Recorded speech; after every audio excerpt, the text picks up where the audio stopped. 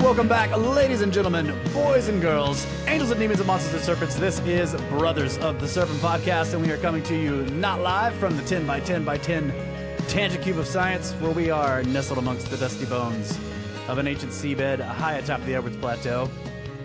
This is, so we're just basically just doing an intro here for an interview we recorded a while ago. I wish we could have released this sooner. Lots of stuff has happened since we recorded this interview, but there's a few things that I wanted to talk about before we play the interview for you, and then we'll come back after the interview and discuss it a bit. So this was with the Italian scientists who are responsible for the now famous pyramid scans. What's the name of the method? It just SAR data. Yeah, SAR. Yeah, it's Scanning Aperture Radar with something else. There's something else too. Doppler. Yeah. Right. Yeah. Anyway, so we got to interview these guys, and I do want to give a shout out to. I want to give a shout out to the Cosmic Summit team. Steph over there and George helped us get in touch with these guys, and then we got to interview that. We got to talk to them for an hour. Now they have since we spoke to them, given a presentation in Malta, and they did a live stream of their own, I think, and they also went to the Cosmic Summit and presented there, and they revealed a lot of new data, specifically about the Giza Plateau, which is really amazing. And so obviously they knew about this stuff before we talked to them, and I kind of wish they would have talked to us a little bit about it, but they obviously had some kind of release schedule they were sticking to. Yeah. The other thing I want to mention is that, and this is great for me, my impression and thinking on this entire subject has changed drastically since the first I heard about it. Right? When I first, and this would have been a couple of years ago, when I saw and all I did really was see the pictures, the image that they put out of the Khufu pyramid, the Great Pyramid, with all the extra chambers in it and everything. And I remember seeing that picture, and I'm like, what is this? And then I went and looked at the paper, and I'm like, okay, I don't know what's going on here, but this doesn't seem legit. And then a couple of years later, while we're in Egypt, there's this, massive release that everybody was freaking out over on the Khafre pyramid. And my initial response to that was extreme skepticism, because it just seemed Synthetic aperture radar. That's it. I knew that was in the, yeah. Yeah. It just seemed, I don't know, too on the nose, too good to be true. Yeah. And so just initial skepticism. But what's interesting is we were like, well, why did they scan other structures that are known or whatever? And so that's one of the things we get into with this interview is they did do this. They didn't just scan the pyramids. They started out doing laboratory experiments and went on to do scanning known structures, and then they started to scan. Once they became more confident, they scanned Giza. So what's interesting now is that my thinking and feeling on this whole subject has changed drastically. Now I'm much more positive about the results. I still, it still remains to be seen. We have to physically go there. They need to physically go there. And we did talk about that a little bit. They want to find some entrances through the shafts, the known shafts. Yeah, they think they're connected. Yeah. That's interesting. So they're going to try to find out if they can get permission, which I very much doubt that they're going to get permission to do any digging on the Giza Plateau. But man, if they do, it's great. Well, when I first heard about this, I totally believed it 100%. Yeah. No. Script hard Kyle. No, I'm in the same boat. I was just like, no way. Yeah, Kyle and Ben and I were looking at this in Egypt. We're like, what is this? Yeah. And it was, maybe we were looking at it through third-party people, but the sensationalism around it, I was just like, no. It automatically... Yeah. I kind of was just looking at the geometry of it. That's just the way it looked. I'm like, this doesn't look anything like anything that we see over there. But what was interesting was at the extension after that trip, let's see, we recorded, I'm trying to remember when, whatever the case was, one of the guys on the extension explained SAR, like he knew a lot about it and how it worked. Synthetic aperture radar. Yeah, so when we were at Sharm el Sheikh. Sharm el Sheikh, And I was just like, man. Was this the spook? Yeah. Yeah. Okay. You got to spot the spook. So yeah, when I listened to that his explanation, I was like, oh man, okay, maybe there is something to this because of the way he explained it. I was like, okay, I can see how you could image underground with that method because it's basically picking up the acoustic waves on the surface. And then hearing in the interview them describe the method further, I was just like, wow. Yeah, there's a detailed and semi-technical explanation, which was great, showing that he's serious about this technology. Yeah. So, and we'll get into it. You'll hear all about it. Yeah. So. The other thing I want to warn everybody about on the video is that there's some kind of flickering synthetic aperture yes, flashing there's thing. some kind of scanning happening on, is it Armando? Yeah. Armando's I think so. video. Yeah. That for me personally, it gives me a headache to look at. I'm very sorry. I tried multiple different methods of getting rid of it, but it looks like a video issue, but it's not. I think it was a light he had on him in his room. So I tried all kinds of filters and I couldn't get rid of it. So I apologize. Just look away. That's what I have to do. Whenever he's talking, I'm just like, I'm listening, but I'm not watching because I can't do it. That's funny. Yeah. Also, before we get into it, oh yes, a correction. 0 mistakes. I gave all the credit for these beers from the last show. The live, yeah. On the live show to Guild Stranger. Hold on, we gotta. Uh-oh. And yeah, they were not Guild Stranger beers. So my sincere apologies. We got to get a close to up Kelly and Susan. They put this wonderful letter in the box of beers, and I guess when I opened it up, like the page came out with the lid, and I was just hurrying. I just put them in the fridge. Never saw the note. I feel like an idiot. But here we go. They said, "Dear Snake Brothers, I started to listen to you through, I believe, Randall Carlson. I got my wife to listen to you, and now we're both hooked. We have been listening for 6, nearly 7 years. Wow. The 6-pack we've included is one of the Ozark Beer Company's Usual Brews, a German-inspired lager, which I am drinking right now. Quite tasty. The little 4-pack is a limited release, a bourbon barrel-aged stout, which, if any of you watched the live stream, you could tell that it's stout. It was pretty tough for me to get through that beer. However, since then, I've drank another one, and I'm like, okay, this is a sipper. You just got to like... There was even a comment on there like, wow, where you can really nurse that beer. Somebody was... Oh, I thought they were making fun of me. Okay. I thought they were making fun of me. Oh, okay. Because, yeah, I sipped on a ginger ale for most of the show. And it's not a beer, bro. I was just very lightly sipping on my ginger ale. Anyway. Okay, so you can expect to meet us in the future, possibly on a trip to Egypt or Turkey, but certainly on a visit to the winery in the Texas Hill Country. All right. Looking forward to that. Fantastic. Keep up with the great work and don't give up on the music. My wife tends to listen to Snake Bro music on repeat in her office at the local community college. We really enjoy listening. Snakes! Kelly and Susan.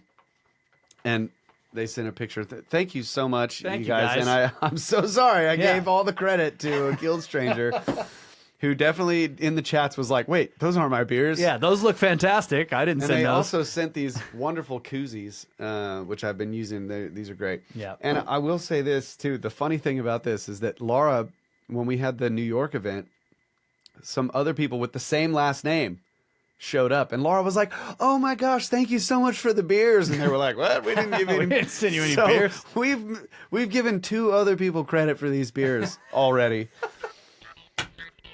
Kelly and Susan, thank you very much. And yeah, sorry for the confusion there. All right. Well, let's cut to the interview. I hope you guys enjoy this. We certainly did. Here you go.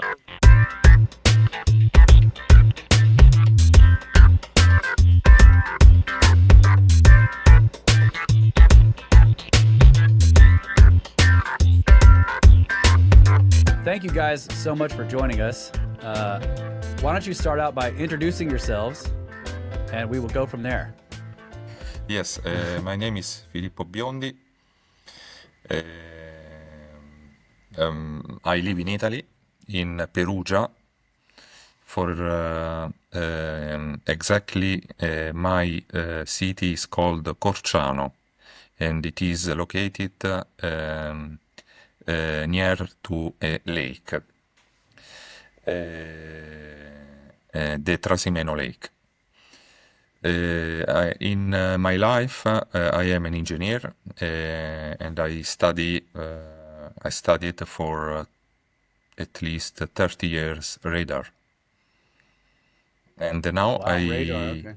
Yes, I joined a research group called the Khafre Research Project, and we are studying the Great Pyramid of Cheops, Khafre, Menkaure, and all Giza, the Giza Plateau. Thank you very much. Awesome. Thank you. And how about you, Armando? My name is Armando May. I live in Italy, Naples, in south of Italy, and I'm graduated at the University of Naples. I'm researcher in Egyptology since the mid of 90s. And in my life, I made several missions to Egypt, particularly at the Giza Plateau, that I studied on the field. I studied the pyramids, the Sphinx, and many other monuments that were built on the Giza Plateau. I wrote several books on that matter. The last in English, the title is 3600 Before Christ, The Secrets of the Gods.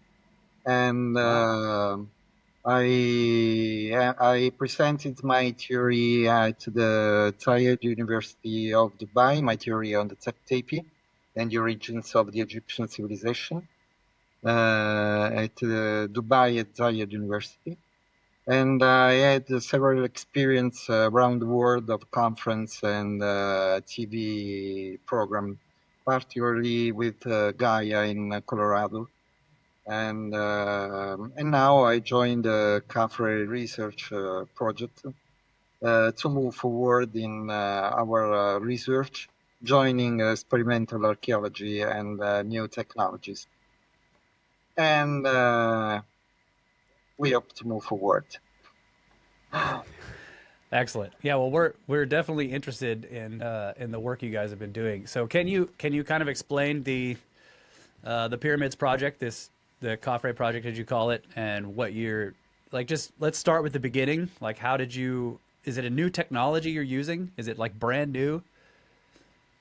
Yes. Well, the Khafre research project started from different path of research. Meanwhile, Filippo and Corrado Malanga, that is the head of the project, they moved to study with their technology the Khufu pyramid. I came from the study of the entire Giza Plateau, applying a particularly multidisciplinary model of investigation based on mathematics and archaeology. And I noted that the Giza Plateau, and particularly the monuments that, in my opinion, belong to the Zeptepi, and I not discuss just only of the pyramids and the Sphinx, but also of the other monuments that, in my opinion, are part of a global project, like the Tomb of the Birds, for example, in the west of the Giza Plateau, or the two temples beneath the Sphinx, or the ridge where actually is the mastaba of Kenkawes.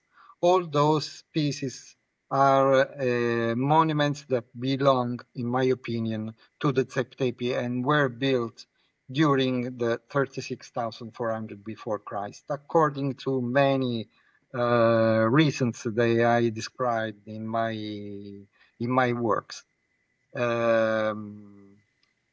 So when I started to study the Khafre pyramid, according to this model, I found some clues suggesting a possible connection between the Khafre pyramid, the number 137, that is the base for physics, because it's the center of the three main laws of physics: electromagnetism, relativity, and quantum physics.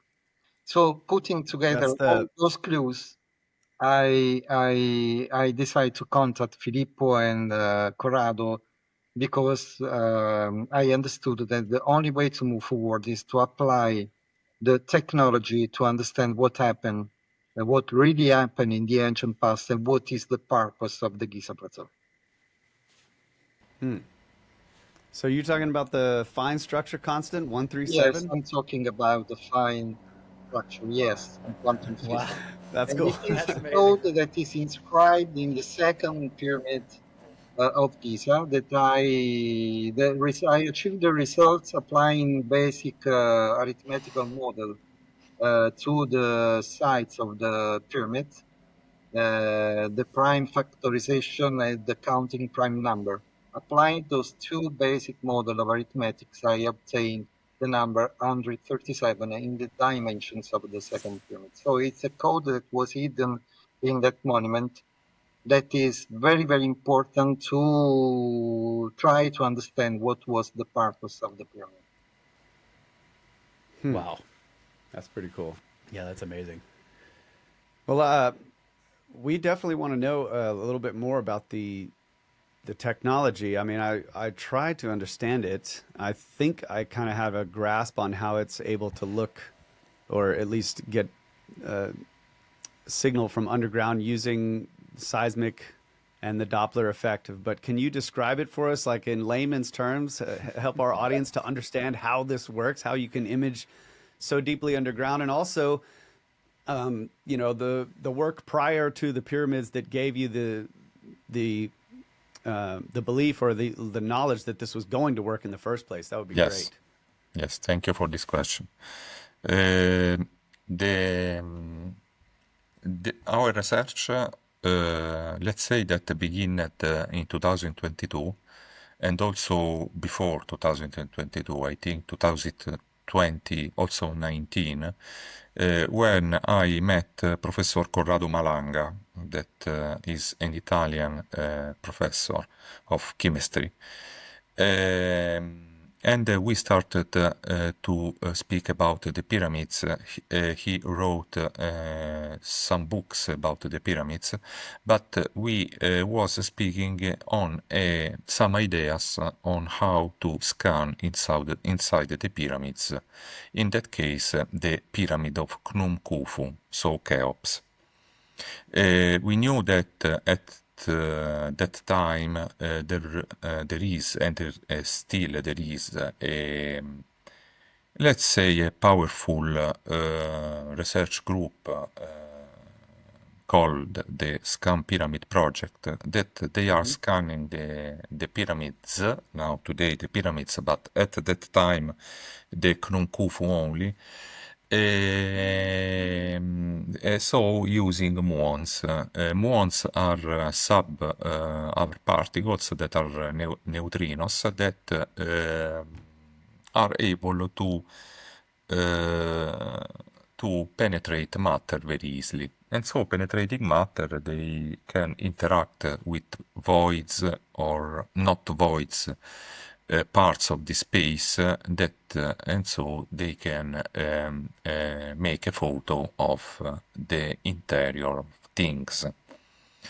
We knew that there was a problem. The problem was the expense of this research. It is very expensive, really millions of dollars, and we couldn't do anything because in my we we live with our work, no, so it is not possible to spend so much money.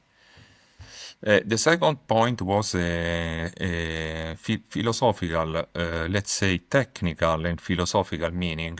It means issue because the Scan Pyramid project suffers on a, in my personal opinion, technical issue, very important, which is that it can scan. According to the technical difficulties, it can scan only from where a person goes to install physically a plate, which is let's call it a CCD, where the image is impressed on, to up to the top. Okay, so I have to go inside it physically, no, to scan. To scan what? I am inside physically.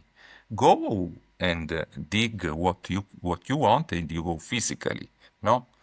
So why I have to go inside to scan? It's a good point. Yeah, It is a good point. you have to get down beneath it in order to scan what, and the only thing they can do is point them up and scan what's above wherever they can get in the pyramid. So yeah, it's a really good point.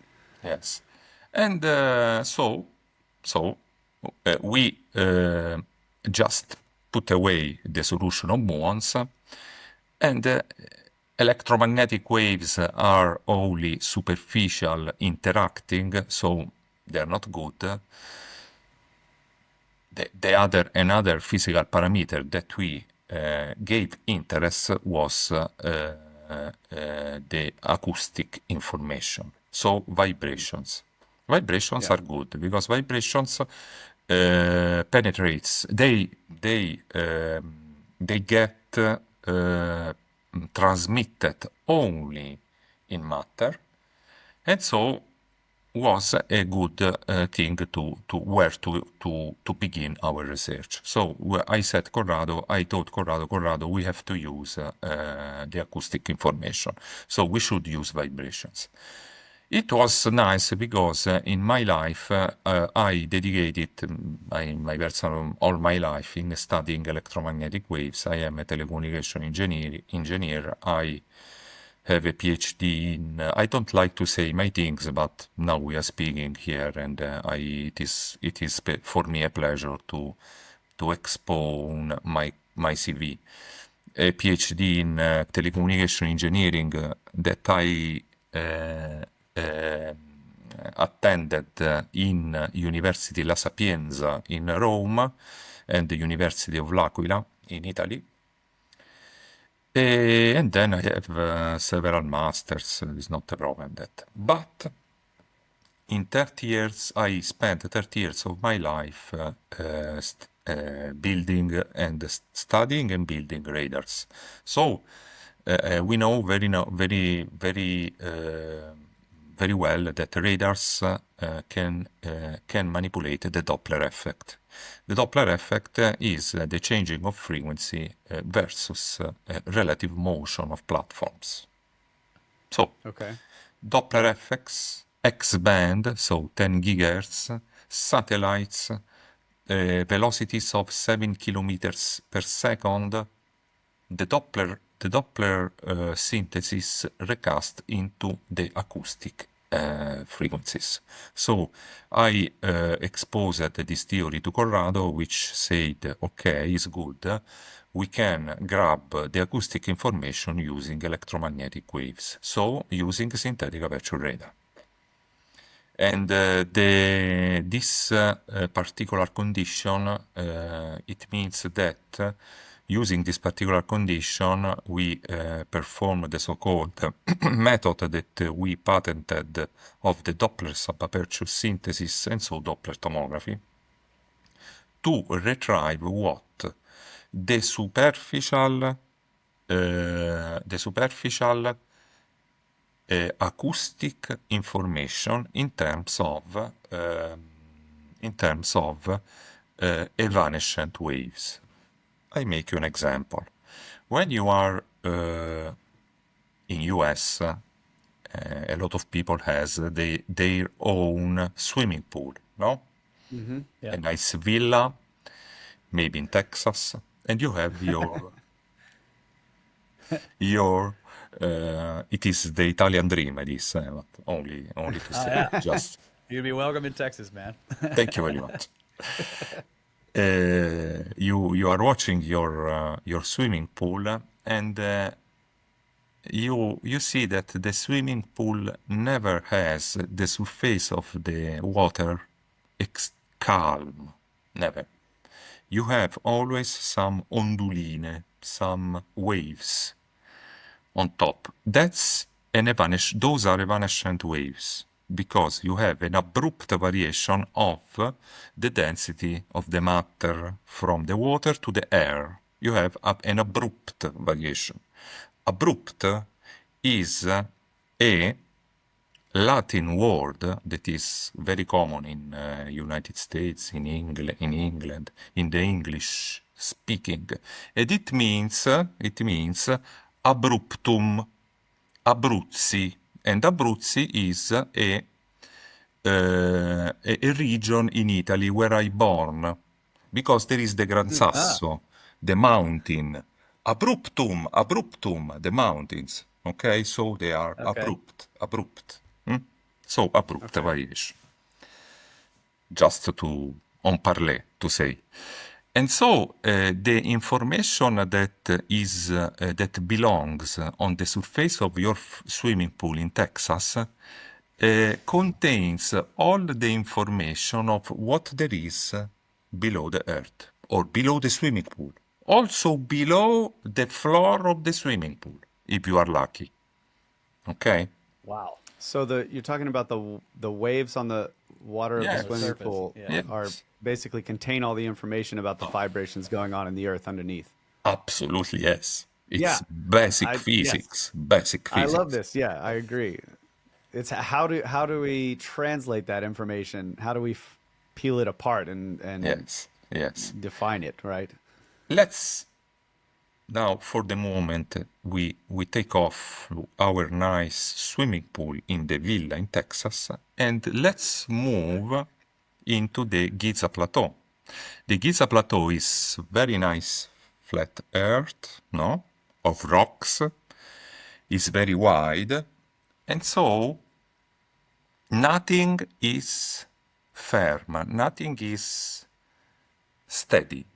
Everything moves, because we have the evanescent waves on the earth, because there is a more abruptum variation of the density from the rocks to the air. So you have evanescent waves there that are very, very, very small, very, very, very tiny, but there are. And so, because of the highly precision of the measurements given by the radars that are flying in the space, we can grab those evanescent waves, very simple, and so we can record those vibrations on data, and then we can perform the so-called tomographic inversion. Once we have recorded those evanescent waves on the top of all the Giza Plateau, we can invert the model and so find what we have. Not like the Scan Pyramid project, where I have to go physically in situ, placing my photographs. No. I am in Italy. It's not a problem. I have the SAR data. There are the information is stamped on the SAR images. We grab the information and then we scan everything that is below the earth, also for 2 kilometers. That's the difference between the Scan Pyramid project and the CAFRE research project. The Scan Pyramid project costs a lot of money, works a bit, let's say a bit. You have to go in situ, you have to go there, you have to stay there. You need months because the movements has to impress the plates, no? Yep. With 20 seconds of acquisition of one SAR image, 20 seconds of a spotlight image made by your companies. You have a Capella Space there. It's wonderful, which is an American company. You can download for free just one data, or you can buy the data for $1,000, I think, something like that. and you can do the work better than this Great Pyramid project. That's how it works. 2 kilometers that's amazing that you can Yes, get. yes. What would you say the resolution is? Like, See, yes, the resolution, the spatial resolution, it is very important. Thank you for the question. I'm sorry. no worries. The spatial resolution, I have to say to your public, to the people that follows you, the spatial resolution is a very important physical parameter, which is measured in meters, and it is defined as the minimum distance for which 2 objects can be detected separately. Okay? That's the resolution. In this case, we have the resolution in depth, okay, or the acoustic resolution, which belongs as the so-called Rayleigh law. Okay, the Rayleigh law, which is the wavelength times the distance over 2 times the aperture. A crucial parameter of the resolution is the aperture. In this case, the aperture recasts in the Doppler bandwidth of the SAR divided by 2. Is in terms of 2 or 3 meters. So it means that if we have 2 stones separated in 2 or 3 meters, we can detect it separately. That's very 2 to important. 3 meters. 2 to 3 meter Yes. resolution. Wow. Does it change as the depth gets deeper? Is it like no? It's basically the same. Okay. So what's the It changes according to the density of what there is underneath. But okay. if we approximate, I am an engineering. I an engineer. I am not a physicist. I am an engineer. So engineers very glad. approximates. We approximate. It's not a problem. Okay. So what is the purpose for this 2 kilometer threshold? Why does it stop at 2 kilometers? Or Yes, is it just a yes. cutoff, or does the resolution Yes, get it's a bad, or does cutoff. it get noisy? Yeah. Why? Cutoff. Why? Yeah. I tell you why there is a cutoff. The cutoff is given by the inversion algorithm that we use, which is based on fast Fourier transform. I tell you why there is a cutoff. There is a cutoff because the synthetic, we can go also deeper, but we have to design specific synthetic aperture radar acquisitions, which are not nominal. We use nominal data. That is good. But we can do also experimental data where the spotlight effect can be more than, let's say, 15 seconds more, maybe 30 seconds, 40 seconds. The more the spotlight aperture, the more is the deepness that we can scan underneath. So, we can call Capella Space and we can say, dear Capella Space, can you please perform us some spotlight acquisition experimental? We do some experimentation. Wow. So I think I grasp this pretty well. I want to just, let me throw this at you and you tell me if I'm on target. Yes. So the Doppler effect, as the satellite or whatever the sensor is moving along, you've got slower waveforms back here bouncing back, Yes. higher frequency waveforms in front, and because that is changing as your sensor is moving by, that Doppler effect can be can detect these minute vibrations Yes. in the earth going back and forth. Yes. Okay. And you retrieve what there is underneath. That's crazy. That's really cool. So this, oh, now I forgot Well, my speaking, second question. let's go with, like we were just talking about, experiments. So did you guys?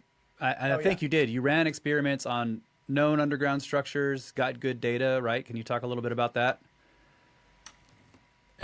I'm sorry, may I ask you please to repeat the question because or you spoke too fast and my okay, English no is not very tuned on your speech. I'm sorry. It's sure, my no fault. problem. Yes. Did You got a problem with the Texas talk? No. I'm just kidding. Did you guys ran experiments on known underground structures? That's my question. Can you talk a little bit about that? Yes, Okay. absolutely. We run experiments on starting in laboratory. I begin again. I start again. We are finalizing a peer review paper ready to be submitted. It's not so ready, but in 2 weeks will be ready. Good. And there is written everything. I tell you, I announce you this. We started in 2019 when we had the first speech with Corrado Malanga. And I told him, Corrado, we have to do some experiments in laboratory. Absolutely yes, Filippo. Let's start from laboratory. So I built a swimming pool, a small swimming pool, a model of a swimming pool. I put a camera on the swimming pool. There was something below the swimming pool, not inside the water, but below the floor of the swimming pool. Okay? That was moving. No? From the camera on top, you don't see nothing, no? You see only the waves. So, grabbing the waves, we have reconstruct what there was under the swimming pool. And that's the first one. Then we moved from the swimming pool. I'm sorry because I don't have a swimming pool in Texas. I repeated this. We live in Italy. We have a different life. You know. We don't have I don't have a Ferrari. No, I don't have. I don't have a Ferrari either. I don't know. But if I have to buy a supercar, I prefer the Lamborghini. All right. Yes. I am also a Lambo guy. Yes. All right, good. Because Ferruccio Lamborghini, which was the founder of Lamborghini cars, he used to build tractors. He was a farmer, no? All right. He used it to build a tractor, and he made a bit of money, and he went to Ferrari. Enzo, give me that car. He bought 2 or 3 Ferraris, and he said, making some races, how you say, he realized that the clutch was not good, no? So he went to Ferrari, and the Ferrari told him, go to your tractors. I build the cars. Okay, wait. Ferruccio went, he built 2 cars, which was the Miura, absolutely fantastic, and my best car, which is the Countach. The Lamborghini Countach. You know what Countach is? Countach? No, what is it? What is it?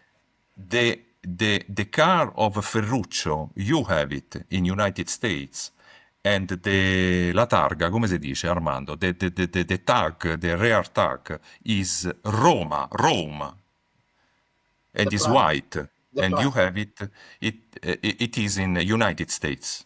the personal the wide car. Countach of Ferruccio Lamborghini. It's very important, this.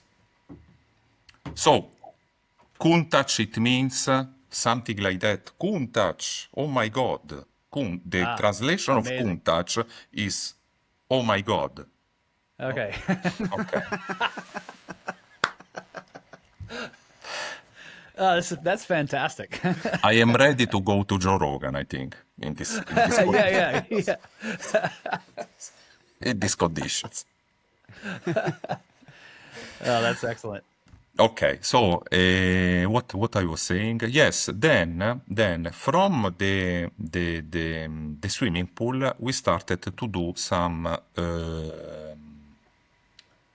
experiments in the space. So we have performed. You will read it on the paper, but I tell you. Okay. The imaging of the Carlin Tunnel in Nevada. There is a tunnel, a railway. A tunnel, yeah. Yes, because I was doing some experiments in mining. That there is the gold mining in Carlin. It is very important. And then I made some successful experiments imaging the Carlin Tunnel. Then we moved in doing the imaging of the Gran Sasso Physics Laboratory, which is in Ecco, in Italy, Abruzzi, in Italy, 1.4 kilometers in the earth, according to the top of the mountain, 1.4 kilometers below. And then I made other experiments. So it works, and once it worked, I moved on the Giza Plateau. Wow. So that's the story. Well, Kyle has a question, but before we move on, I just want to say that if this, if you get this patented and everything, I think you will have all the Lamborghinis you want. I mean, doesn't it seem like every mining company and oil exploration, won't they want this technology? Won't they want access? We have some requests, but for the moment, we are not interested. We want to finish the work on Giza. I don't want to have other kind of works because I want to concentrate energy on finishing the project of Giza. That's great. I'm just saying. I bet you're gonna get a Lamborghini. That's all I'm trying to say. Okay. All right, Kyle, go ahead. Only the Countach. Only the Countach. Right, okay. The Countach only. Yeah. Which was designed by Marcello Gandini. Marcello Gandini. Yes. I looked it up. Yes. Yeah, they're the Countach. We all need some of these. I would love to have one as well, yeah. So, okay. Real quick, did you guys publish anything on those experiments? Yes, did you publish papers or anything on the experiments? We have 4 or 5 papers. Okay. Starting from 2018, 2019, because in Italy we had the collapse of a bridge, a very important bridge, which was called, now there is the new bridge, the Morandi Bridge, which was a concrete bridge with 2 pylons built in the 60s, which was an experimental project. But this bridge collapsed because began resonating with a storm. Okay. Oh, yeah. And it is dangerous when there is a storm for bridges, because if you reach the resonance frequency of the bridge collapse. Any bridge collapses. Yeah. Okay, that's important. And so I wanted to because I am interested in philanthropic activities, and so I wanted to study the resonance frequencies of bridges using radars, because I was convinced to avoid things like the one happened in Genoa on the Ponte Morandi, so to prevent disasters and so on. I published the possibility to retrieve acoustic information on bridges, and that's peer reviewed. Then acoustic information on ships, peer reviewed. First tomographies, I made the tomography of my university, and that's also another paper. Cool. The paper of Cheops in 2022 with Corrado Malanga, and now this. So there are some papers. Okay. So the other thing that we're interested in is in the publications, or at least the media on this topic, there were a lot of graphics and stuff showing all of these things. Armando, I'm wondering what you guys think, or what you think about what we're seeing in the graphic renderings, not the heat map, but the graphics that they show all these spiral staircases and King's Chamber-like structures. And if you think that's accurate, and also how does this relate to your ideas about the very ancient, what were you saying, 36,000-year-old structures? The rendering of the images is just to present in a very easy way what we found with the detection of the satellite. Just to let know the people what is the configuration, what the structures beneath the Giza Plateau. But our reference point are the tomographies that we are examining constantly, just to have a better impression of what lies beneath the sands of Giza.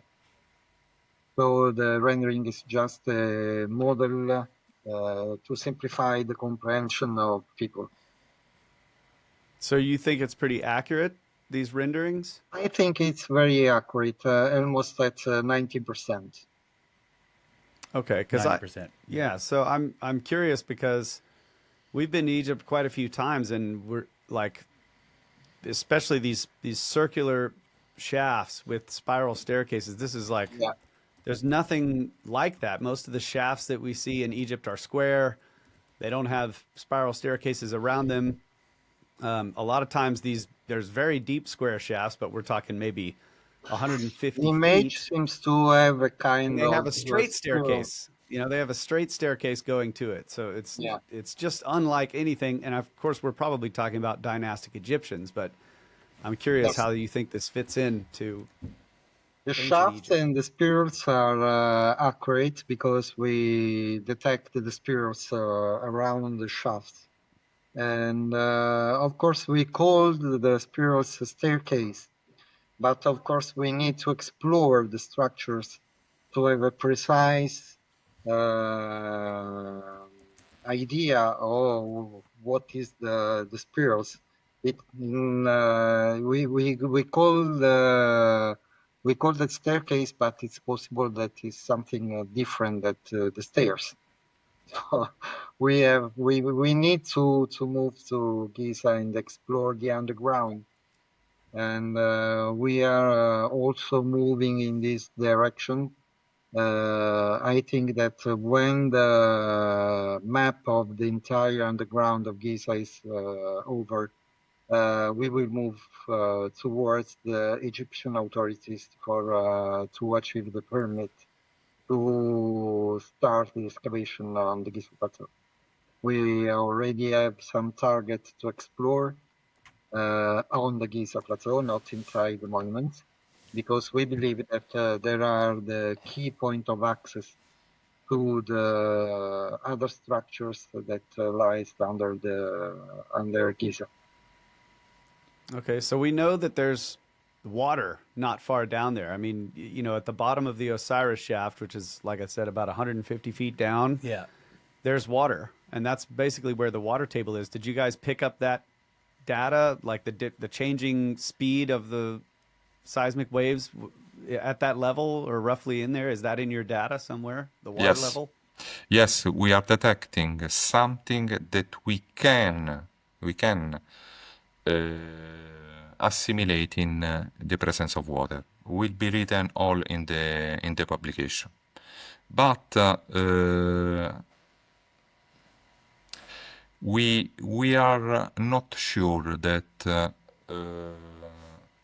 the lack of energy that we are detecting can be can recast in the presence of water.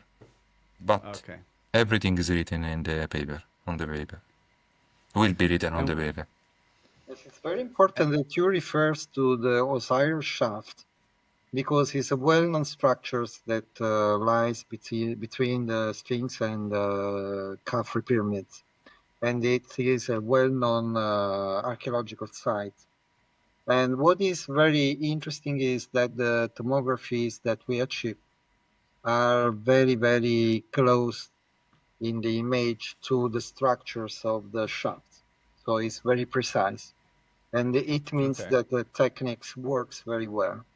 And what is interesting is that the shaft, the Osiris shaft, the known structure of the Osiris shaft is deep 35 meters, and there is the water. But the Osiris shaft is very, very goes very deep in the earth crust until 200 meters, where there is another chamber and something inside it. That, of course, we don't know what lies inside the chamber, the rooms, and we hope to one day we can explore the other part of the Osiris shaft. Are we gonna go scuba diving down there together, guys? Let's do this. Let's go. Or you're gonna need a big pump. Yeah. Yeah, I was gonna ask if you had started to expand your scanning of the plateau to sort of look for alternate entrances into these structures, because it seems like if that's much stuff is below the pyramid, it seems like there would be more, and there would be other ways to get in. So that's what you're saying. You found other access points. We are scanning a lot of several sites, several space inside the Giza Plateau. Of course, yes. We have some hypotheses where to go inside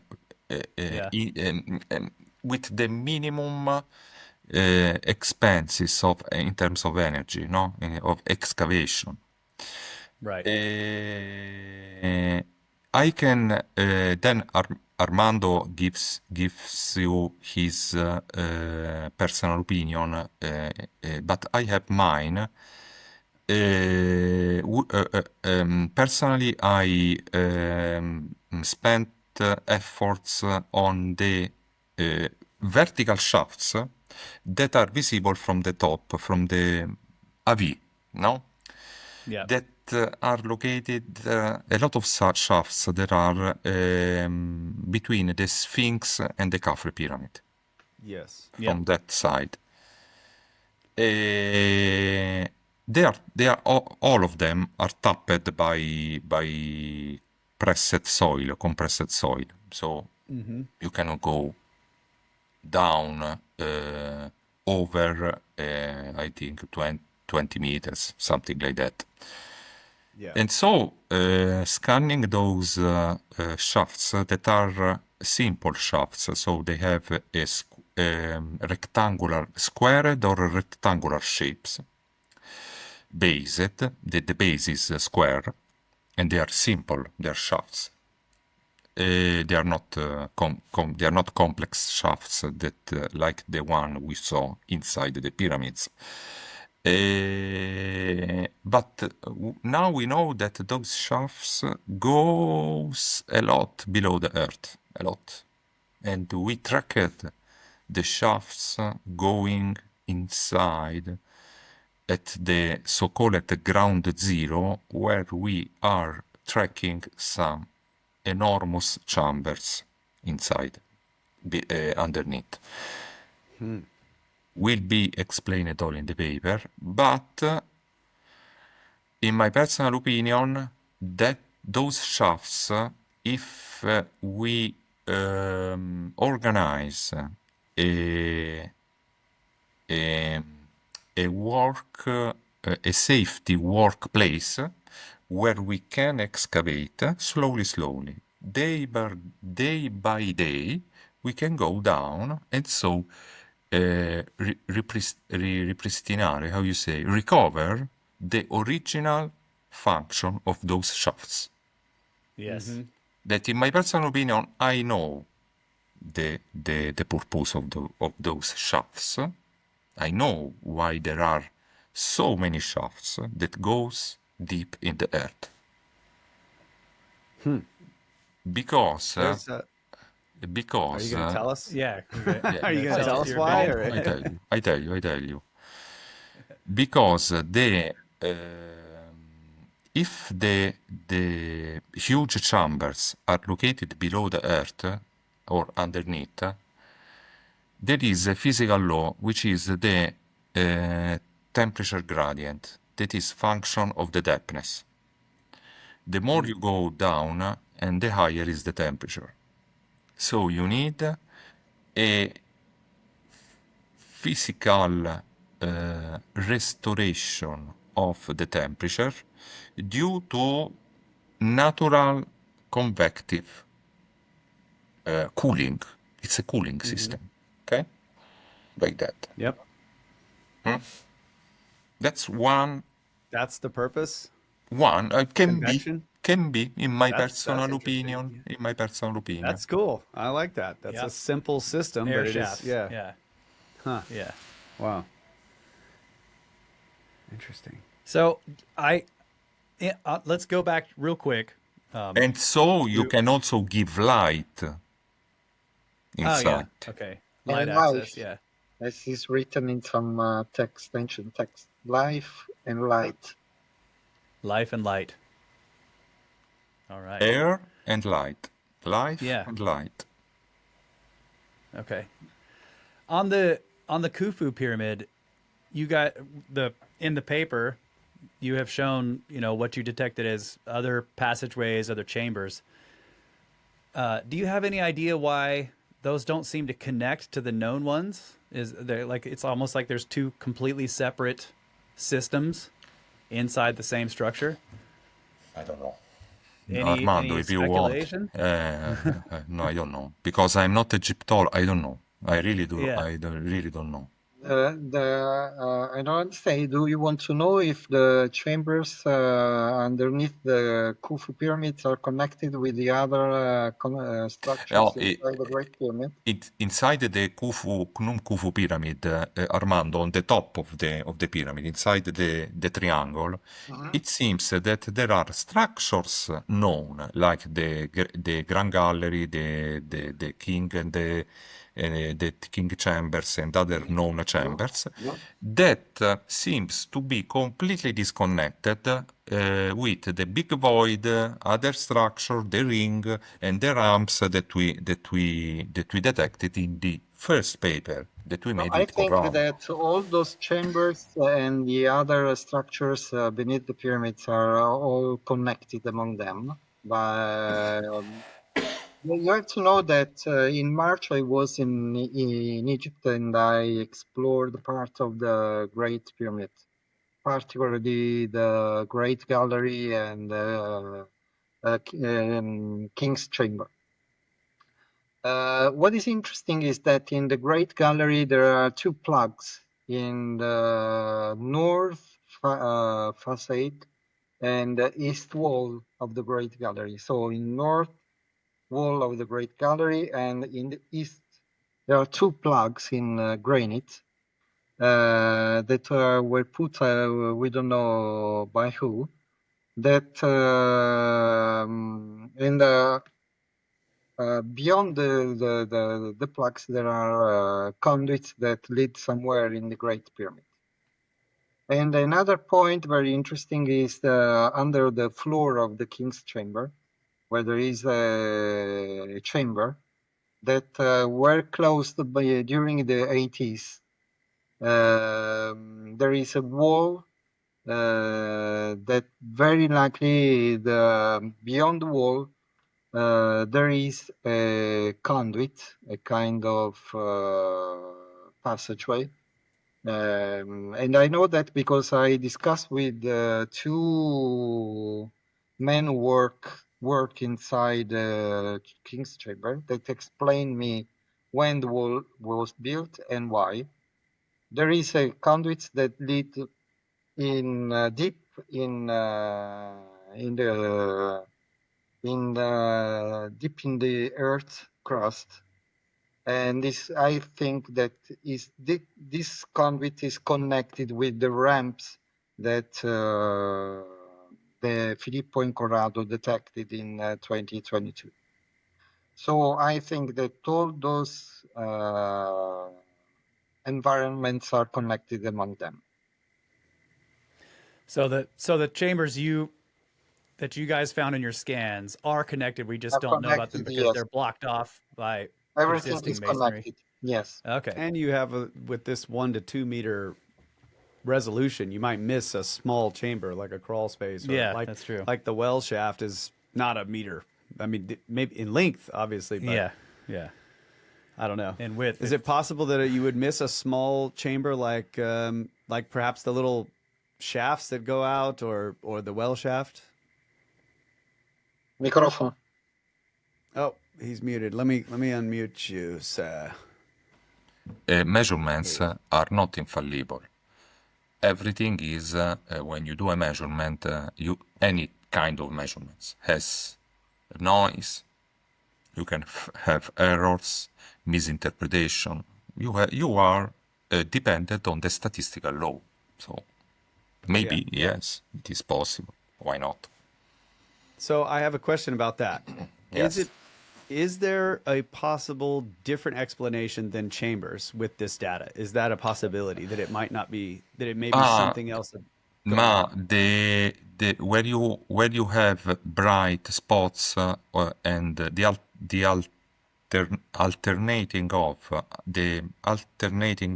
bright and blue spots, red and blue spots, it means that something is very hard or you have nothing. So it is tailored to find chambers.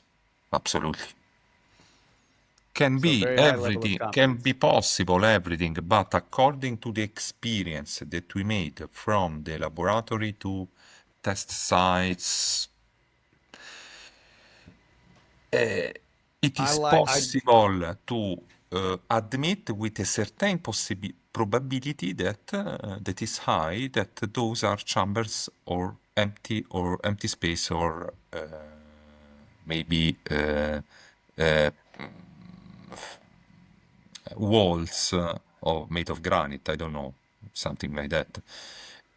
When in anything, also when you go to the hospital, I don't know, you make how you say, una visita medica, come si dice? Like a shot, you get a shot or yes, a survey on your body, let's say like that. Yeah. And they give scan, you the response, Medical everything, examination. every information, medical examination, every information that you receive is under a certain probability. It does not exist, the certainty. It's impossible. Okay? Also, the Scanning Pyramid project. I'm going to remember to tell my doctor that. The Scanning Pyramid project. I appreciate that. We appreciate a big void. There is a big void, but we don't know what it is. That's the first thing. It's here, it's here. It's like that, it's like that. It's here and here. Okay, what is this big void here? I don't know. I have it in my brain at the big void. I don't know. Maybe somebody else. I don't know. I said I have it in my head, not somebody else. Okay, I had another question. Dang it! He's got about the Countach. Right now I have a big void in place about the Countach. Yeah. Yeah, let's keep talking about Lamborghinis.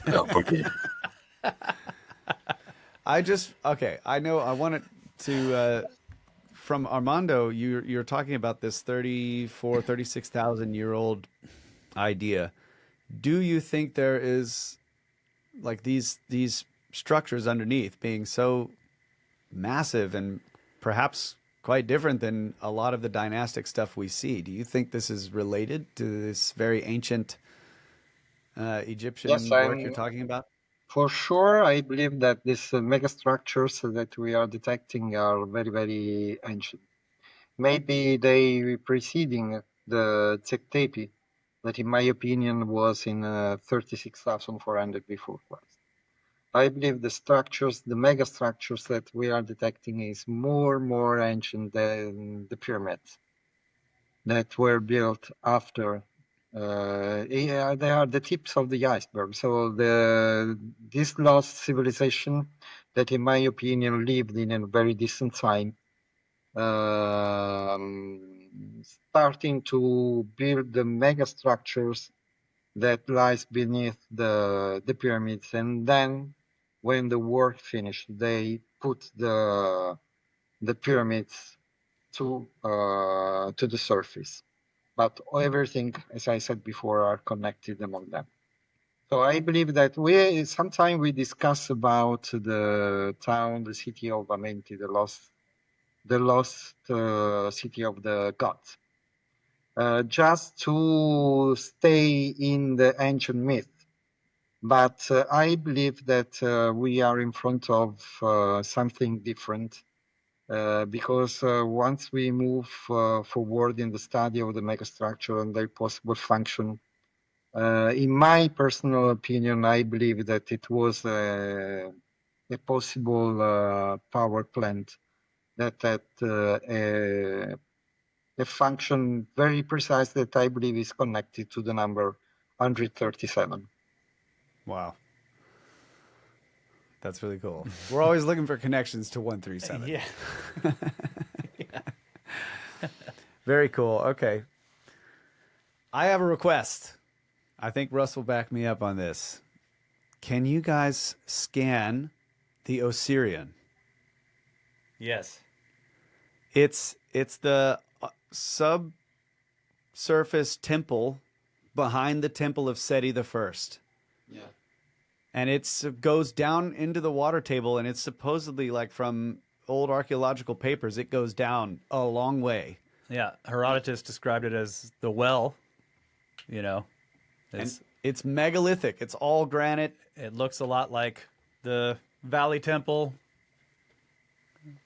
Yes, the Osirian is a very intriguing site, very mysterious because its features. And I believe that it was built by the lost civilization of the pyramids. It Also seems like because, it. I mean, yes, but yeah. it's very similar to the Temple of the Valley, for example, made of Right. granite. Yeah. And I believe that it could be detected by the SAR, but we have lots of targets Yeah. that we would bet. Come on, guys. explore. Come on. And in South America, in China, also in in Yes. Europe, for example, but also in South Pacific. So maybe one Man-made day, all? maybe one All day. right, put it. There is also the Serapeum that must be Yeah. detected. Also, because I believe, in my opinion, Saqqara is connected with Giza. Also, because Oh, yes. in ancient text wrote by archaeologists, some of them believed that Giza and Saqqara were connected by tunnels in the underground. I remember that something was written by Hakim Abdelawiyan, for example, but also Selim Hassan in 1930 wrote a book suggesting the possible existence of tunnels in the underground of Giza that were connected with other locations in Egypt. So we have lots of clues suggesting that what we know about the Egypt and ancient Egyptian civilization is just a few part of an unbelievable story that starts in a very distant time. Yeah. Very cool. I actually that has been, I think that's been our idea on our show for a long time, that there is some very old lost civilization and that their fingerprints, you know, their handiwork can still be seen in a lot of these megalithic structures. So, but the concept that they've built something so enormous beneath the pyramids is, if you guys are able to work with the Egyptian authorities to get excavation permits for some of the shafts. I mean, we have stood and looked down in those shafts and wondered, you know, our friend Yusuf, who lives there, has said, as far as I know, no one has ever dug these out completely. At least there's no record of it, right? There's quite a few of them in Saqqara as well. This is another, like, it was what it was making me think of, these huge shafts. And down there, you can see one of them has a giant box down in it. Yep. I mean, it must be enormous. Yeah. It's, there's a big... Yes. Who knows? If you guys can get permission to dig one of them out and find an entrance into these underground structures, that would, I think, that's going to change the world. We'll be there. I'll bring my shovel. Yeah, we'll help. We are changing the world, no? But one countach, a countach for me. One countach at a time. One, not. We are changing the world. We are. Well, I have to say that in our mind, there is the target to change the world of Mars, for example. It is a very interesting planet to explore with that technology. And maybe we could unveil the mystery of the Sidonia region, where it seems that there are structures made by someone with the shape of pyramid, and also the face of the of Mars could be detected by this kind of technology. There are you able to get work to do. Are you able to get the same data that you need for Mars? Beh, you can request it. In Mars you have to organize, but it is not impossible because there are two missions. Yes, there are satellites, but I don't think that there are synthetic aperture radar on Mars. There are sounders, two missions, where Italians are of La Sapienza, of my university, worked a lot in designing those radars, because it had to scan with electromagnetics some ice that is present on Mars. So analyze the ice, the glaciers. Right. But in my personal opinion, it's possible to apply this technique, but there we don't have satellites good for this kind of exploration. So, in my personal opinion, the first thing to do is to shoot the satellites on Mars and put them in orbit around Mars. It's not difficult. It's expensive, yes, but not difficult. You have nice science and guys that can do it very well. Yeah. And companies also that can do it. I was gonna say, let's call Elon. Yeah. Right. He wants to go there anyway. Tell him, like, look, bro. Yes. Let us scan the place. If Musk, Dr. Musk, that I appreciate a lot his work. He's a very, very, very nice person. Can design a radar or couple of radars, not in X band, but in Q or Ka band is better, because the atmosphere of Mars is very, very simple. It's not like ours, and can be possible to make a deep exploration there. Wow, perfect. Let's do the moon too while we're at it. Yeah. We need to know: is there really Same honeycomb thing. shaped structures in the moon? On the moon is better because it's without atmosphere, No so atmosphere, you yeah. no atmosphere. You can use any frequency you want, and so also there we can do some nice experiments. I am speaking now if he's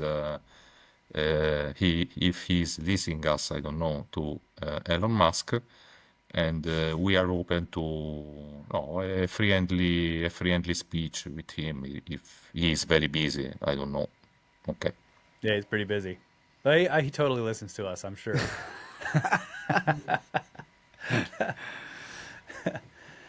Man. Great. Yeah. Well, Maybe. we're past an hour, but if you guys want to keep chatting, we can keep going. I know you told me you had an hour, so I just want to let you know we're there.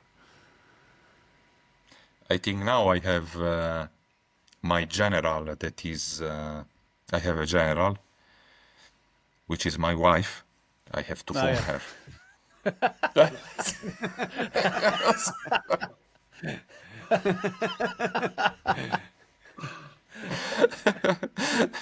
All right, the general is calling for his presence. Yes. All right, well, any closing statements or tell people where they can go to find your work or where in the future? Yes, we are publishing our second research on the remote sensing journal, which is open access, and they can download the paper. All right. I'm working to move to Egypt to study the Giza Plateau on the field. So I believe that in the next month,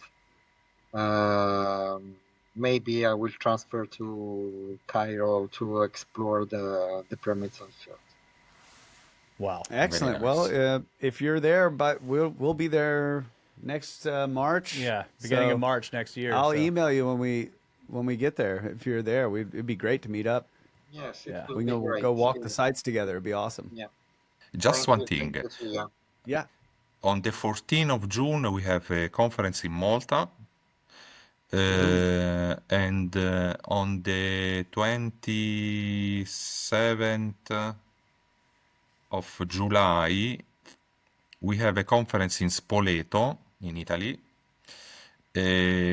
where there is a live stream in English also. So there we are saying a lot of things because in that meantime we will have our results. And thank you guys so much. Thank you for your invitation. You are very nice. Yeah, thank you guys. We enjoyed it. We hope you come back. Okay, thank you. Cheers.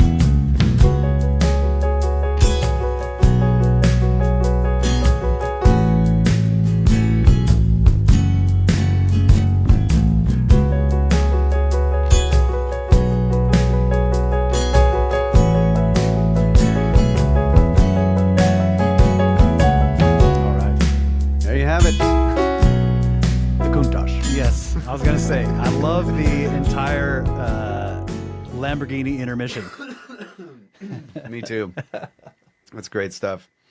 So yeah, really cool guys, as you can tell. And I heard, actually, because Katawi was at the Cosmic Summit, that they were great to hang out with. They were like down there at the bar, just chilling, chatting with everybody. They seem like... I saw pictures and video. It looked like everybody was having a blast. Yeah. They look like... They just seem like great guys. So sadly, we missed hanging out with them, but yeah, maybe someday in the future. It would be cool to meet up with them in Egypt. Oh man, yeah, that would be great. We offered to bring shovels. Well, I mean, dude, if they can get permission to dig out one of those shafts, I definitely want to go and document some of that. Yeah, I guess that it's going to need to be repeated, by a separate team of scientists before they're going to give some permission for that. They're not just going to say, sure, here, go ahead and do a major excavation and here's all the money without somebody repeating the experiment. You know what I'm saying? To confirm their results. Yes. And I think it also seems like you could just apply for, like, can we dig out the shaft for no other reason than we want to dig out the shaft. Yeah. You know, what happens? They're just going to hit water. That's what I'm saying. It's like, you're going to hit water. Yeah. So that was one of the interesting things he said when we asked him about the water.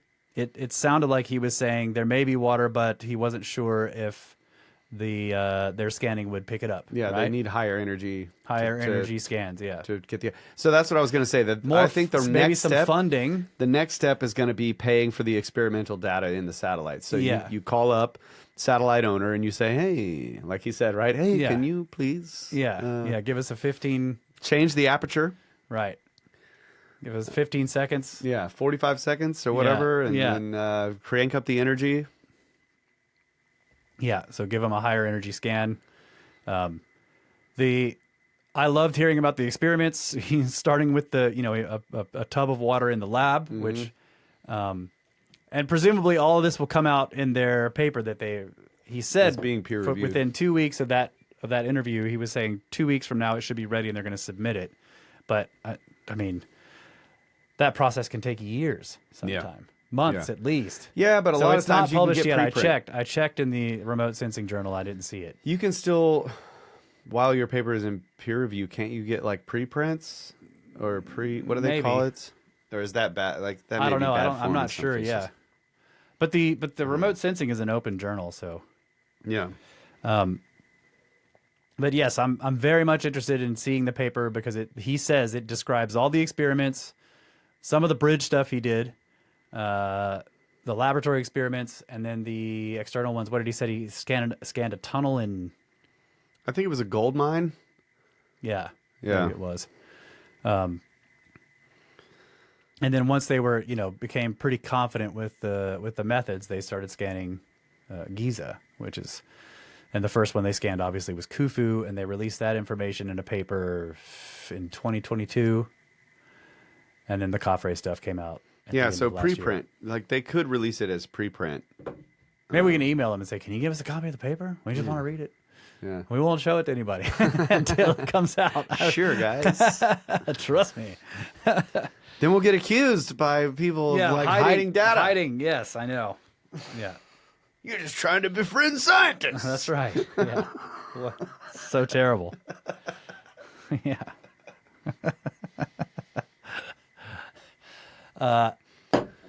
So yeah, it is. But yeah, I think this is great because I think this is great because before, like years ago, before we have been doing this podcast for 10 years, and like I don't know, it would go the opposite for me. I would see something and get excited, and then as time went on, I get more and more like, oh, this is bullshit. Yeah. Right. And so for this to happen now, and I'm just like, been burned too many times. Yeah. And then for it to change, and I'm like, oh, okay, whoa, hold on, maybe this could be really cool. Yeah. And then we talked to him, and I'm like, okay, now I'm like much more confident. Yeah, it's worse. Like there have been times when you talk to him and you're like, like this kind of rubs me the wrong way. Yeah. Yeah, exactly. But yeah, these guys seem. I love the part. I really want to emphasize when he went on the statistical probability thing as one of his answers. He's just like, look, nothing is 100% certain. I was just like, this is great hearing this from somebody. Yeah. Rather than saying, we know for a fact this is blah, blah, blah. Right. Like he was, I think they have the right mindset. They're confident in their results, there's nothing wrong with that. Especially when he's, they basically told you that they're round with spirals. Yeah. You were like, I'm not, we don't see anything. They're like, they're circular and they have spirals going down. Yeah. Yeah. Whether it's a staircase, we don't know, but there's a spiral. Yeah. Why we don't see this elsewhere in Egypt, we also don't know, but it's circular and there's spirals going down. I'm still skeptical about all that because, I think, like he said, statistically, it's possible. Anything is possible that they've gotten some of the data wrong or whatever. So it's like, I'm waiting.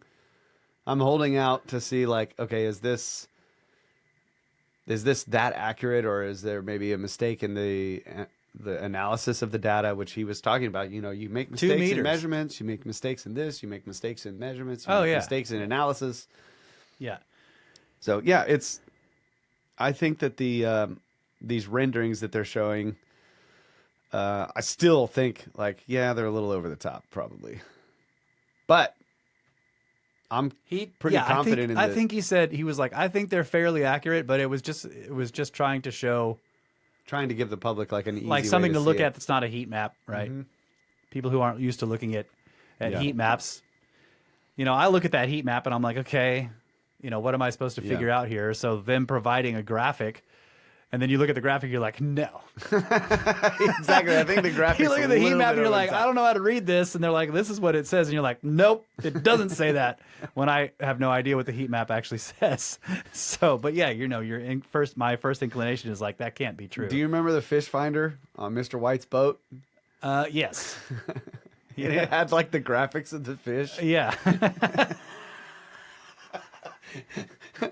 That's right. There's like these giant fish, and you're just like, no. No.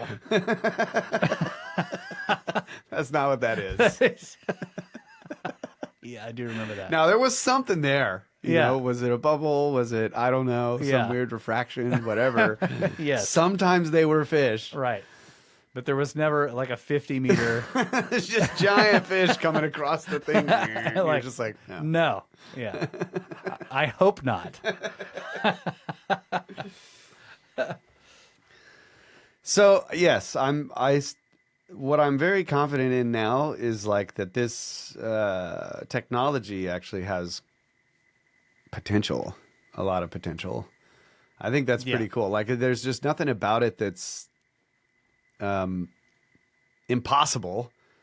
Like, everything that I've learned about it, I'm like, yes, that makes sense. The information would be there. You should be able to gather all this stuff. So,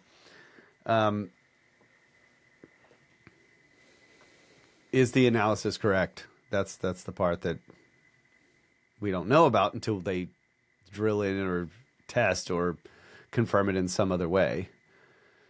But he was saying that they did this with other structures that you can get the plans for, that you can go to. Right. Right. Like, so the analysis is easy on those because you know what's there. So when you get the heat map, you're like, oh, okay, well, that's that part.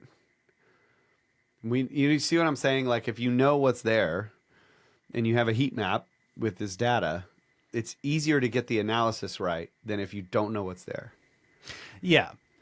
But I guess I was under the impression, and maybe I'm wrong about this, that they have some kind of algorithm or whatever. Yeah, I don't know what to call it. Algorithm or some kind of program that takes the data and does the analysis and gives you like some kind of probability of what, you know, what's down there. It's not somebody. We didn't go into detail on that in the interview. That would have been cool. Yeah, to talk like about. How are you doing the analysis? But the point is that it isn't a double blind, obviously, right? Yeah. But you apply the program in the same way. You know what I mean? So to me, it seems like the point is you're like, okay, let's scan a known structure, and we'll use our analysis software and see what it comes up with, and we'll compare that to diagrams of the known structure. Yeah. And then you can refine your software if necessary. Or maybe you say, wow, it's really good. Like it basically showed us the in the experiments, like it doesn't see little like if they're scanning some concrete tunnel through a mountain, it doesn't see little door pockets, or maybe it's missing some wall plugs or something. But you know, it's like, yes, in general, it's correct. Yeah. Like a 90% accuracy, you know, 90% confidence level or something like that.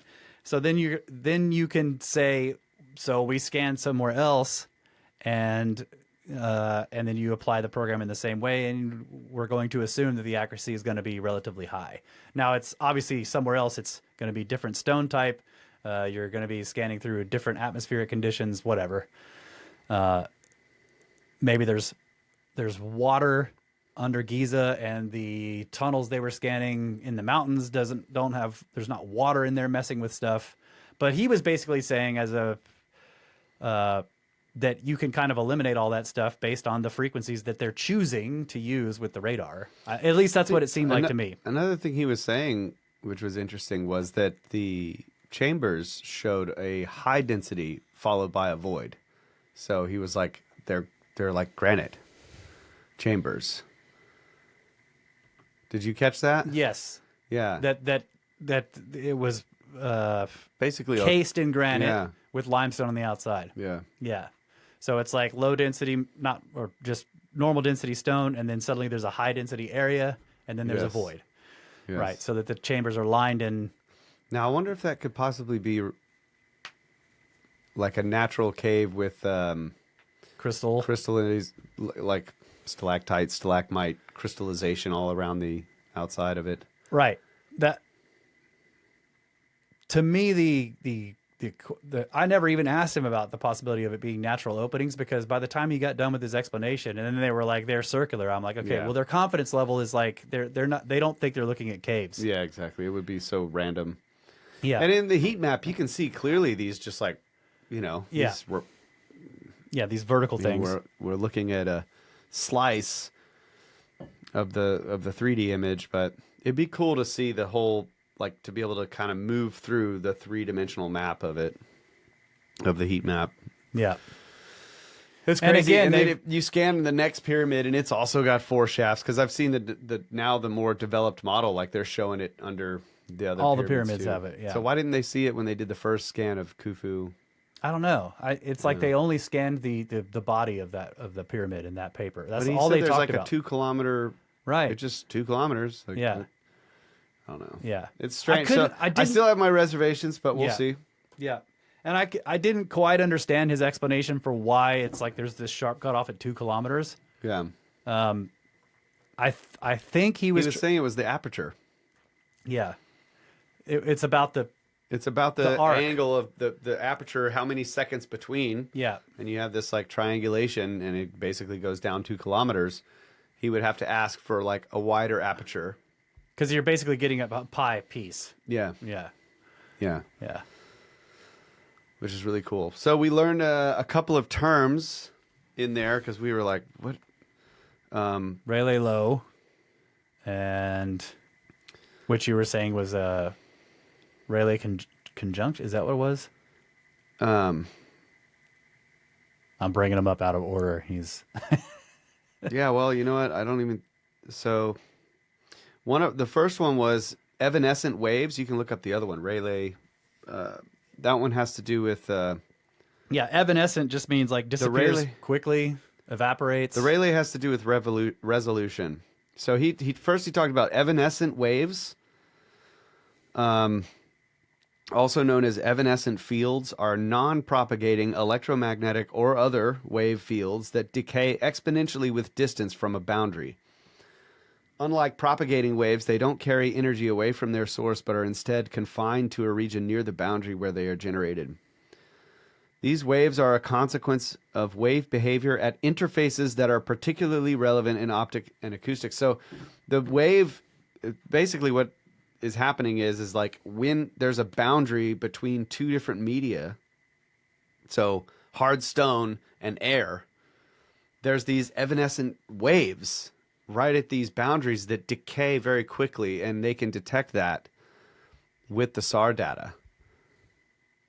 You're getting these evanescent waves at the surface, like at the surface where you've got air above the pyramids and everything, so you get that. There's these evanescent waves in that area, and I'm assuming there would be evanescent waves in the chambers. Yeah. So they're detecting all these evanescent waves at boundaries between densities. Yeah. So they there get would one be one from between limestone and granite, and Yeah. then granite and void and yeah. and air. Yeah. So that was an interesting thing, and I started looking into it, and it's like, wow, this is really, I don't understand the physics of that, but that's pretty cool. I've never heard of it before. The other one was... I could only find Rayleigh scattering. You said it was something else.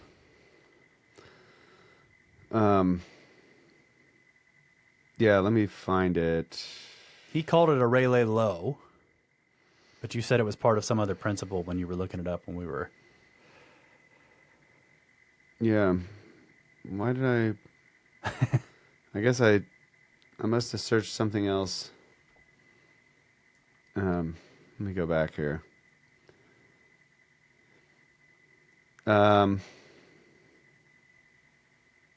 It's not convection, right? No. Rayleigh criterion for diffraction and resolution in optics. Okay, so the Rayleigh criterion is often expressed as, he gave us the equation. It's the wavelength times the distance divided by 2 times the aperture. That's right. Yep. So it represents the minimum angle at which 2 point sources can be resolved. So this is all about like determining what resolution is, or the limit of resolution for an optical instrument according to physics. According to the physics. So yeah, that's called the Rayleigh criterion for the. I guess the criterion is like what is the physics of the lens, but this is not a lens or a real aperture. It's a synthetic aperture. The aperture is made synthetically by, I guess, the time, because of this moving satellite, the time when it starts a data point and ends. Is it 15 seconds apart? Is it 20 seconds, 30 seconds apart? And then from that becomes basically the aperture of that lens. Right. It's a interesting, yeah. Yeah. So there, in what I was seeing it's is it's a 3D camera, but it's one camera being both eyeballs. Yeah. Yeah. That's right. And it's using the Doppler effect also in the data collection to determine the different distances of everything and the motion. It's just right. When cool. you know all the specs of the radar and the camera down to like the extremely precise numbers. Yeah. And you can tune it to like the radar part. You can tune it to use a very precise frequency. That's what he was saying. He's like, we want this frequency, and he was naming them. Yeah. Which well, he had the nominal frequency, which is the one that is like the normal one that everyone's using. That's the cheap one. Yeah. $1,000 or whatever. Right. Yeah. And it's like you pick the frequency that is best for where the atmosphere is the most transparent. Yeah, exactly. Right. And then once it hits the ground, you want as little atmosphere scattering as you can get. And that's where Rayleigh scattering comes in, I thought, because it was talking about Rayleigh scattering is when like small particles cause scattering of a wave that's larger than the particle. Right. So there's Rayleigh scattering. There's also Rayleigh flow, but I think that might be something else. But all this is relative to this guy Rayleigh's work. Yeah. And some of it applies to resolution. That was the question you asked, like what's the resolution of this? And then he went into Rayleigh low. But we don't know what low. We were like, what is he saying? What is he saying? I think he was saying really low. Really low. Yeah. Relay. They did great. I mean, when we were looking back at the interview, we were like, we are talking too fast. Because they were just like, Yeah, what did you guys say? Sorry. Yeah. Oops. Yeah. But yeah, it was so there were a lot of things it was great for that purpose. Like I learned a lot, I feel like, and I also have respect for the philosophy of the scientific method that they're doing, Yeah. So that gives me confidence in what they're doing. That's about all I can say. I can't wait to see. Also, he's a Lambo dude, so yeah, I totally trust him now. Only the Countach. That's right, the Countach.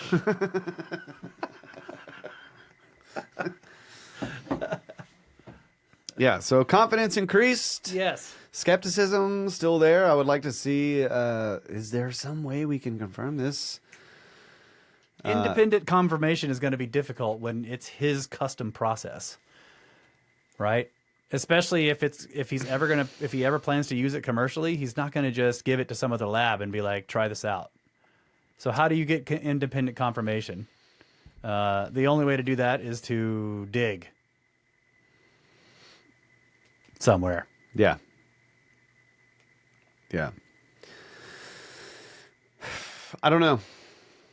Perhaps, but maybe he will publish enough information in the paper that will allow some other group to use his methods and attempt it and see. I'll talk to my people. We know people with satellites. Yeah. So yeah, I'm stoked to see what the future brings with this research, and I'm way more confident on it now. I think no matter what, it's going to be full of water and probably a lot of debris.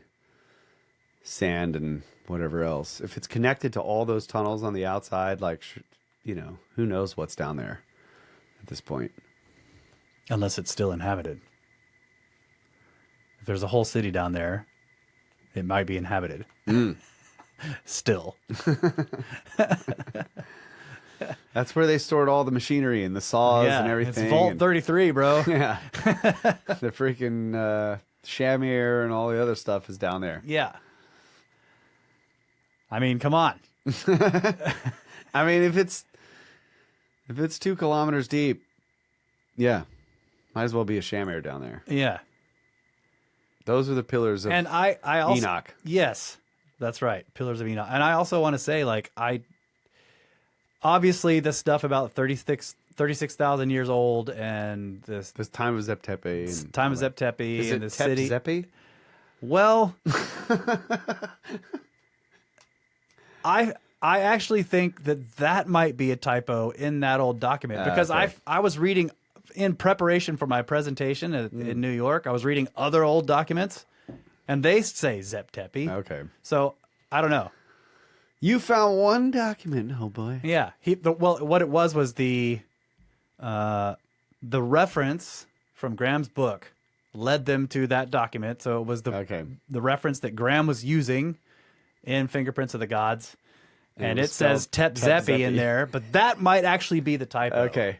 Because in other older books and documents, it also is named Zep Tepe. So. It doesn't matter because it does not exist.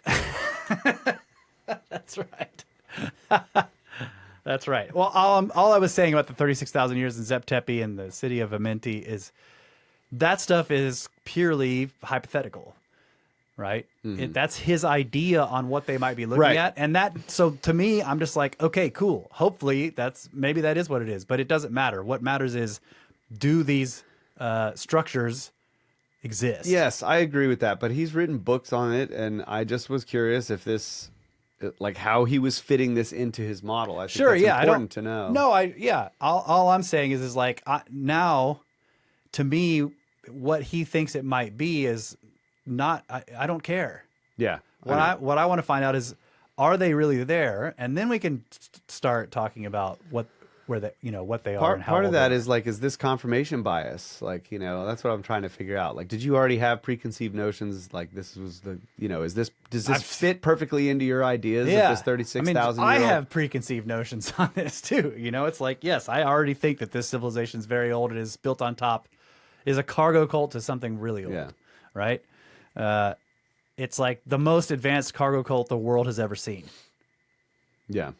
They built amazing structures because they're copying stuff that they found from ancient people. And dude, if those massive vertical circular things actually what if they end up having the shape of the columns? Yeah. Yeah.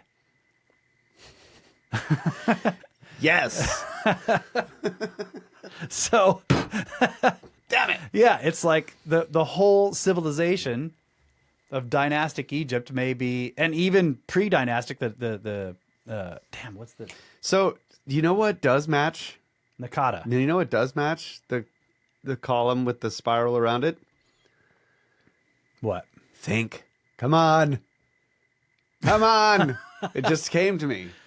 The barbershop? No, it's the staffs, the pillars on either side of every doorway in every temple has the coil going up the side, and at the top it's either a serpent or it's the lotus. Yeah, you're right. Or whatever. Yeah, there is a coil on them. There's 2 of them. There's one on either side. Remember we were looking at this. You know what else it is? Is the staff of Hermes. Yeah. Yeah, the snakes. Yeah. Right. That's 2. These are 1. There's also the caduceus has 1 snake. The staff has 2. You're right. It's a helix. Yeah. That's pretty cool. They're on either side of all the doors. Yeah. In all the temples. Yeah. These shafts with the coil, a single coil going up. One's like a lotus, the other's a serpent. Yeah. I also this is going to be ridiculous, but I also played I don't even know what it was, some science fiction video game, and the elevator that it had was the shaft was a vertical circular shaft with a spiral groove going down, and the elevator went down it like a screw. The center platform didn't move because it was on a bearing. Yeah. But you could move all these vehicles on there, and it was this incredibly thick, you know, and then it would just start spinning and just cables. No cables and weights. That's right. Yeah, it just rolled down just spinning this thing. Exactly. Yeah, that makes sense. That's what it is. If it's some kind of you know, heavy duty lift, if you're moving things from the surface down deep underground, like gigantic statues and massive, you know, diorite boxes, and you're taking them down underground. I don't know. I'm just saying, it's like, who knows? It doesn't have to be a staircase. Yeah, dude. Can you imagine going down a 2-kilometer long spiral staircase? That's what I was thinking. Exactly. Cue the clip. I'll try to find that clip when I edit this and stick it in there. Bloody weather.